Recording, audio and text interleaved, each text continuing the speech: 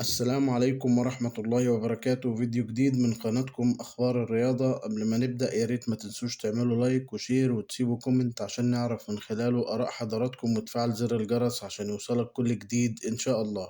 وأول خبر معانا النهاردة عن استعدادات جوميز لفيوتشر في كأس الكونفدرالية. قرر الجهاز الفني لفريق نادي الزمالك بقيادة جوزيه جوميز منح اللاعبين راحة من التدريبات لمدة 3 أيام بعد الهزيمة من الجونة بنتيجة 3-2 في مسابقة الدوري العام، ويستأنف الفريق تدريباته يوم السبت المقبل استعدادا للقاء فيوتشر في ذهاب دور الثمانية لبطولة كأس الكونفدرالية الأفريقية المقرر لها يوم 31 مارس الجاري، على أن تقام مباراة العودة يوم 7 إبريل المقبل. الخبر الثاني معانا في فيديو النهاردة عن تعليق المدير الفني للنادي الأهلي مارسيل كولر على الخسارة من البنك الأهلي.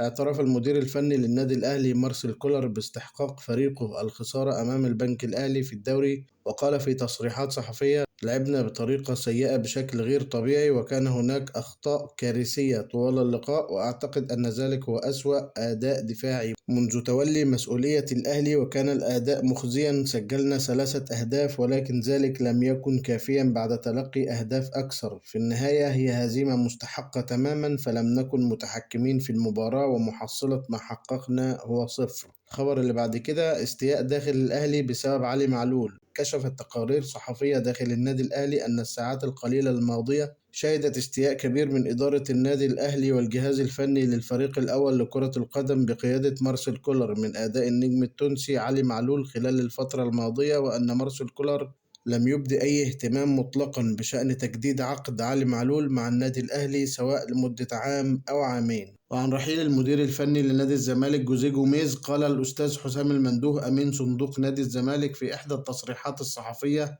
إن البرتغالي جوزيه جوميز لن يرحل عن الفريق خلال الفترة الجارية بعد الخسارة أمام الجونة بثلاثية مقابل هدفين، مشددا على أن الأمور داخل نادي الزمالك لا تدار بهذه الطريقة، وفكرة الإقالة مرفوضة، والطريقة الصحيحة للإدارة أن يتم مناقشة السلبيات والأخطاء وتصحيحها وتفاديها خلال الفترة المقبلة لعودة الفريق مرة أخرى إلى الانتصارات. لو عجبك الفيديو ما تنساش تدوس لايك وتعمل شير وتسيب كومنت عشان رأيك يهمنا، وتفعل زر الجرس عشان يوصلك كل فيديوهاتنا. والسلام عليكم ورحمة الله وبركاته.